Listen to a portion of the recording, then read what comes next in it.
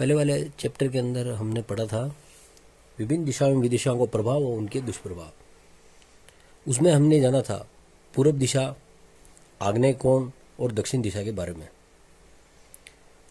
आज हम जानेंगे जो भी बाकी बच रही है दिशाएं, जो वास्तुशास्त्र के हिसाब से 10 दिशाएं हैं, उनमें 3 पढ़ ली थी, 7 दिशाएं बाकी है, उनके बारे में जानेंगे। पहली दिशा है नैऋत्य कोण यानी दक्षिण पश्चिम दिशा। दक्षिण पश्चिम दिशा के मध्य स्थित कोणों को नैऋत्य कोण कहते हैं। इस दिशा का स्वामी राहु ग्रह जो कि अहंकार और नाना एवं दादा का प्रतीक है।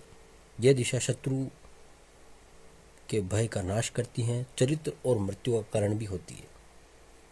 यह दिशा दूषित होने पर इसमें रहने वाले व्यक्ति का चरित्र प्राय कुलुषित होता है। सदैव शत्रुओं का भय बना रहता था, शत्रुओं का प्रभाव अधिक होता है।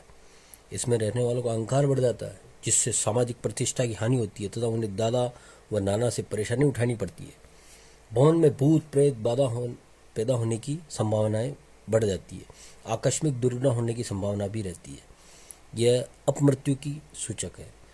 यह दिशा में दोष होने पर त्वचा रोग, रक्त विकार, छूत की बीमारी, मानसिक रोग, कुष्ठ रोग हो सकते हैं। अगली दिशा है पश्चिम दिशा। यह दिशा वायु तत्व की दिशा मानी जाती है। इस दिशा के स्वामी शनिदेव जो आपके अधीनस्थ कर्मचारियों से संबंध का प्रतीक है। वायु चंचलता का प्रतीक है। यदि घर का दरवाजा पश्चिमोन्मुखी है तो उसमें रहने वालों का मन सदैव चंचल रहता है। उन्हें किसी भी कार्य में सफलता नहीं मिलती। बच्चों की शिक्षा में अवरोध आता है, मानसिक तनाव बना रहता है, धन का आवागमन बना रहता है। यदि इस मुख में प्राय दुकान हो या दुकान का गेट या द्वार पश्चिम दिशा में हो तो लक्ष्मी ठहरती नहीं है। हाँ, परिश्रम करने से यश व उन्नति प्राप्त होती है, किंतु धन का ठहराव न के बराबर होता है। इस दिशा में किसी भी तरह का दोष होने पर भवन के निवासियों के अपने कर्मचारियों एवं नौकरों से संबंध मधुर नहीं होते। नौकर टिककर काम नहीं करते और मालिक को नुकसान पहुंचाते हैं। इस दिशा में दोष होने पर वायु विकार, लकवा, पैरों में दर्द, रीढ़ की हड्डी का रोग, मिर्गी रोग, कैंसर, नपुंसकता व कुष्ठ रोग आदि हो सकते हैं। अगली दिशा है वायु कोण यानी उत्तर पश्चिम दिशा। पश्चिम एवं उत्तर दिशा के मध्य स्थित यह दिशा वायु कोण होती है। यह कोण वायु का स्थान माना जाता है। इस दिशा का स्वामी चंद्रमा है जो कि माता के संबंधों का प्रतीक है। यह कोण दीर्घायु, स्वास्थ्य एवं शक्ति को प्रदान करता है। यह दिशा व्यवहारों में परिवर्तन का सूचक है। भवन में यह दिशा दूषित होने पर मित्र भी शत्रु बन जाते हैं। शक्ति का ह्रास होता है तथा आयु क्षीण होती है। ऐसे भवन में रहने वाला माता पुत्र के संबंध मधुर नहीं होती और उनके विचारों में मतभेद रहते हैं। अच्छे व्यवहारों में परिवर्तन हो जाता है। भवन में निवास करने वालों में घमंड की मात्रा बढ़ जाती है तथा उन्हें मानसिक परेशानियां उठानी पड़ती है। इस दिशा में दोष होने पर तनाव, अनिद्रा, कफ, सर्दी, जुकाम, सांस संबंधी रोग, दमा, पथरी, निमोनिया और स्त्री संबंधी रोग हो सकते हैं। अगली दिशा है उत्तर दिशा। यह दिशा मातृ भाव की दिशा मानी जाती है। इस दिशा में जल तत्व का होना माना जाता है। यह दिशा स्वामी बुध ग्रह और कुबेर देव को माना जाता है जो कि ज्ञान और धन का प्रतीक है। भवन में उत्तर दिशा में खाली जगह होनी चाहिए। यह दिशा धन धान्य, सुख संपत्ति एवं जीवन में सभी तरह का सुख देती है, क्योंकि इस स्वामी ग्रह बुध ग्रह है और कुबेर देव है।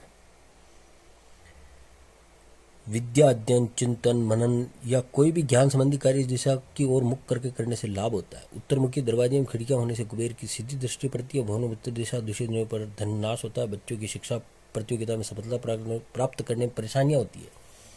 यह दिशा मामा से संबंधों का प्रतीक है, अतः ऐसे में बच्चों के मामा से भी संबंध खराब होते हैं। इस दिशा में दोष होने पर स्मरण शक्ति कमजोर होना, हकलाना, मिर्गी रोग, गले व नाक के रोग, संकल्प प्रवृत्ति और अस्थिर विचार आदि हो सकते हैं।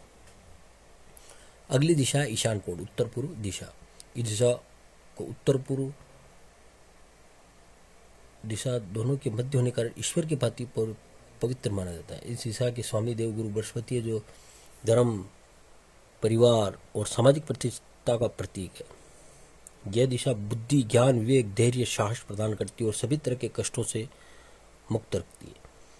भवन में इस दिशा में दूषित होने पर घर में तरह तरह के कष्ट पैदा होते हैं, बुद्धि भ्रष्ट होती है, घर में प्राय कलहपूर्ण वातावरण बना रहता है, धर्म कर्म सामाजिक कार्य में मन नहीं लगता, नास्तिक हो जाते हैं, सामाजिक प्रतिष्ठा की हानि होती है, आय के संबंधों में कमी आ जाती है, विवाह और संतान जन्म में कठिनाई आती है, प्राय कन्या संतान ही पैदा होती है। यदि पुत्र पैदा होता है तो उसकी अपमृत्यु होती है।